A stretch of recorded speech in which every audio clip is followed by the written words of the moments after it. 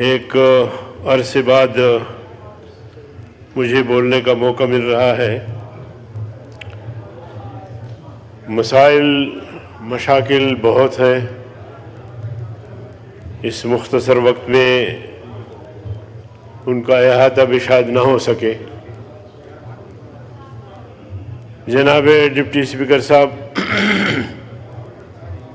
ہم جو ایک جسے ہم میثاق ملی کہتے ہیں، جسے ہم آئین پاکستان کہتے ہیں، اس میں ترمیم کرنے جا رہے ہیں۔ ٹھیک ہے، آئین پاکستان کوئی قرآن نہیں ہے کہ اس میں ترمیم نہ ہو، بلکہ حالات کے پیش نظر دساتیر میں ترامیم ہوتی رہتی ہے۔ مگر جس بھونڈے انداز سے ہم آئین میں ترمیم کرنا چاہتے ہیں، انتہائی شرم کی بات ہے۔ جناب ڈپٹی چیئرمین، ایک طرف مذاکرات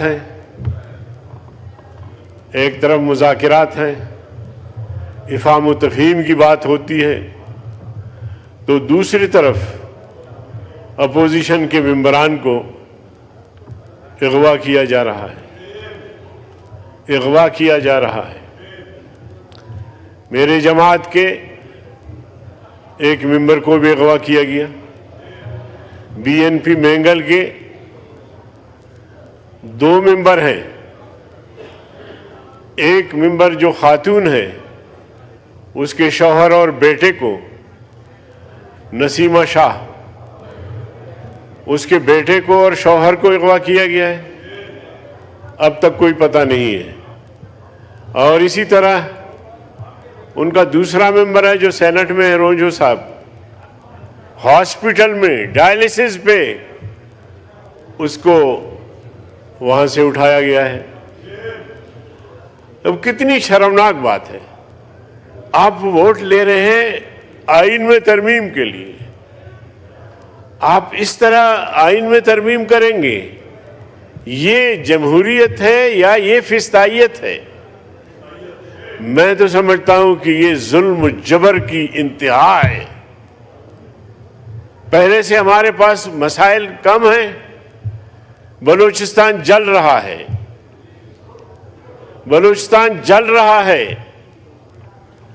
خیبر پختونخوا جل رہا ہے، ہر طرف تباہی ہے۔ سندھ حکومت کو چند ڈاکو نے، کچے کے ڈاکو نے بے بس کر دیا ہے۔ پہلے کم مسائل ہے کہ آپ نئے مسائل پیدا کر رہے ہیں۔ رات پرائم منسٹر صاحب تشریف لائے تھے مولانا صاحب کے گھر پہ، مولانا صاحب نے انہیں یاد دلایا کہ ہمارے ممبروں کو اغوا کیا جا رہا ہے، ان کو دھمکیاں دی جا رہی ہیں۔ تو میں نے مداخلت کرتے ہوئے کہا کہ ایک کہاوت ہے کہ ایک آدمی مر گیا، سر کی طرف سے جو ہے وہ قرآن شریف پڑھا جا رہا تھا، تلاوت ہو رہی تھی، اور پاؤں کی طرف سے ڈھول بجایا جا رہا تھا۔ تو کسی نے پوچھا کہ بھائی یہ کیا کر رہے ہیں آپ مردے کے ساتھ؟ تو مقامی لوگوں نے جواب دیا کہ یہ حضرت دونوں کام کر دیتے، تو اس لیے ہم دونوں جو اس کے اعمال ہیں اس وجہ سے ہم اس کو ثواب پہنچانا چاہتے تھے۔ تو میں نے کہا کہ جناب پرائم منسٹر صاحب، ایک طرف مذاکرات ہے، دوسرے طرف آپ کی حکومت میں ہمارے لوگ اغوا ہو رہے ہیں، ہمارے لوگوں کو دھمکیاں دی جا رہی ہے، ہمارے لوگوں کے بچوں کو اٹھانے کی دھمکی دی جا رہی ہے، اور پورا داستان تو یہاں پیش ہوا۔ تو جناب والا، یہ جمہوریت ہے؟ اور اس طرح آئین میں آپ ترمیم لانا چاہتے ہیں تو جناب ڈپٹی اسپیکر صاحب شاید یہ ایک سیاہ ترین تاریخ ہو، سیاہ ترین اس دن جب اس طرح بل کو ہم پاس کریں گے تو میں سمجھتا ہوں کہ پاکستان کی تاریخ کا سیاہ ترین دن ہوگا۔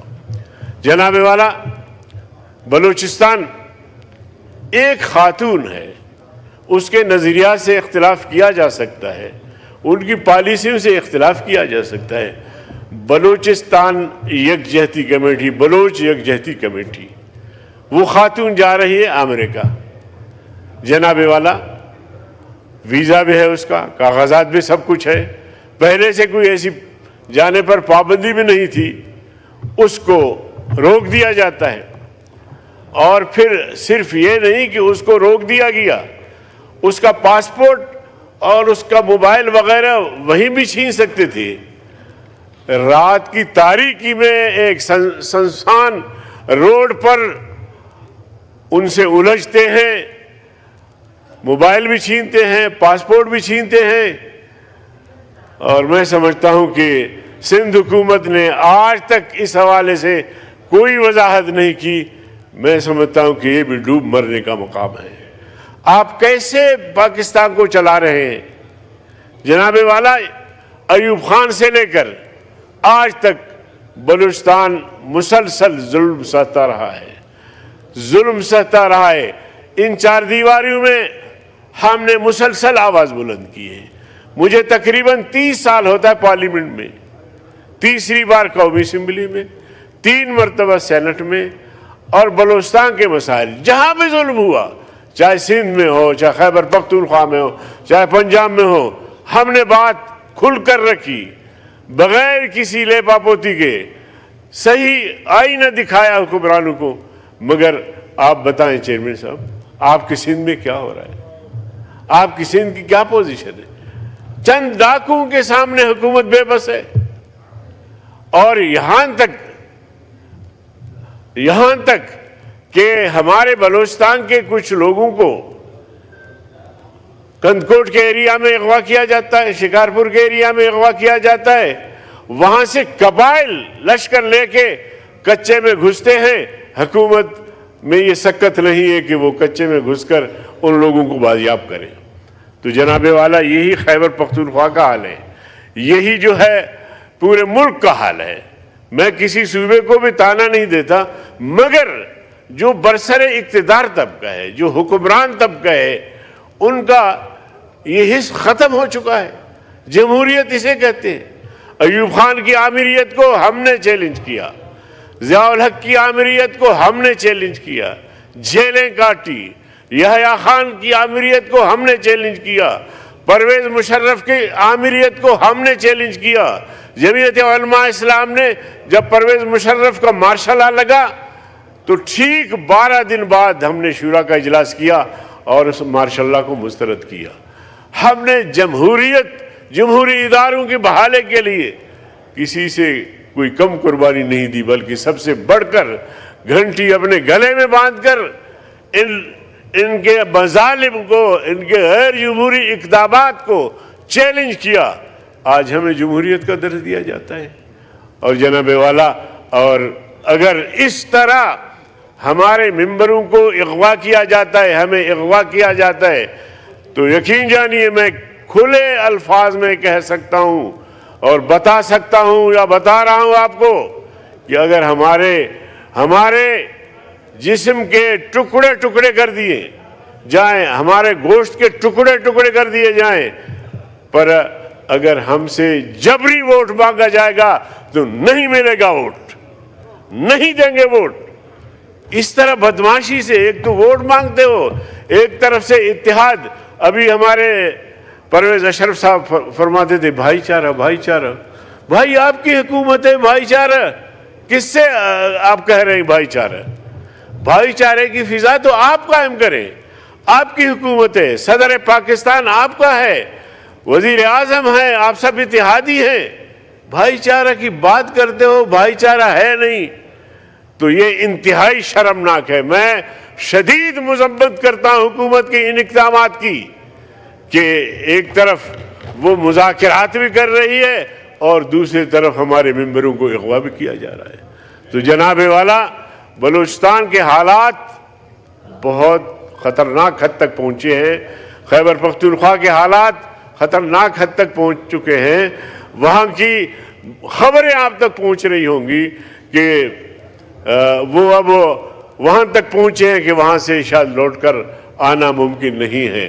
تو میں بہرکیف حکومت کی جو کارکردگی ہے یا کردار ہے، اور خاص طور پہ اس بل کے حوالے سے، انتہائی افسوسناک اور انتہائی شرمناک ہے۔ تو اس قسم کی حرکتوں سے باز آئیں، اور جو ممبران پارلیمنٹ اغوا کیے گئے ہیں ان ممبران کو رہا کیا جائے، اور اس کے بعد ووٹ مرضی کا ہے۔ ہمیں یقین جانیے، یہاں تک پتہ چلا کہ ایک ووٹ کا جناب والا 50 کروڑ تک بولی لگی ہے، اور اس سے بھی شاید آگے۔ یہ کیا جمہوریت ہے؟ یہ کیا آپ آئین میں یا قوم کو کیا پیغام دے رہے ہیں، یا دنیا کو کیا پیغام دے رہے ہیں؟ زبردستی، میں آپ کو بتانا چاہتا ہوں کہ زبردستی آپ یہ بل پاس نہیں کر سکیں گے۔ اب اگر آپ ایک مصنوعی اکثریت بھی بنا لیں تو یہ قوم کا متفقہ ترمیم نہیں ہوگا، اور انشاءاللہ آپ دیکھیں گے پھر ہم سڑکوں کو بھر دیں گے کہ حکومت نے زبردستی کی، جبر کیا، ہمارے لوگوں کو پابند سلاسل کیا، اور مصنوعی اکثریت کے بنیاد پر بل پاس کیے۔ تو اس طرح جناب والا بات نہیں چلتا۔ آپ بیٹھے تھے، ہم بھی خوش تھے، بیٹھیں گے، اس کا حل نکالیں گے، اور کوئی ایسا مشکل نہیں ہے کہ آسان نہ شود، کوئی ایسا مشکل نہیں ہے کہ آسان نہ ہو۔ ہم بات چیت کے لیے تیار ہوئے، ہم نے ذہن سازی بھی کی، ہم نے بہت بہتر راستہ بھی دیا آپ کو، اور اچھا راستہ دیا، لیکن آپ شاید زبردستی میں یا طاقت میں مسئلے کا حل سمجھتے ہیں، تو اس طرح مسئلے کا حل ممکن نہیں ہے۔ تو بہرکیف میں جناب ڈپٹی چیئرمین صاحب، میں آپ کا شکریہ ادا کرتا ہوں کہ آپ نے مداخلت نہیں کی۔ میں اس ضمن میں جو شنگھائی کانفرنس ہوئی ہے، اور میں بارہ خاص طور پہ جو چین کا کردار رہا، میں خراج تحسین پیش کرتا ہوں چین کو بھی، اور اسی طرح غزہ کے مسلمانوں کا جو قتل عام ہو رہا ہے مسلسل، اور صدر پاکستان نے آل پارٹیز کانفرنس بلائی تھی، اور اس کا نتیجہ بھی ابھی تک کچھ نہیں ہوا، اور ہانیہ اسماعیل ہانیہ کا جو قائم مقام تھا، جو ان کے جگہ پہ سربراہ بنا، تو ان کی شہادت کا بھی سننے کو ملا ہے۔ تو میں اسرائیل کی ظلم و جبر اور اسرائیل کی پشت پر جو قوتیں کھڑی ہیں ان سب کی میں مذمت کرتا ہوں۔ وآخر دعوانا ان الحمدللہ۔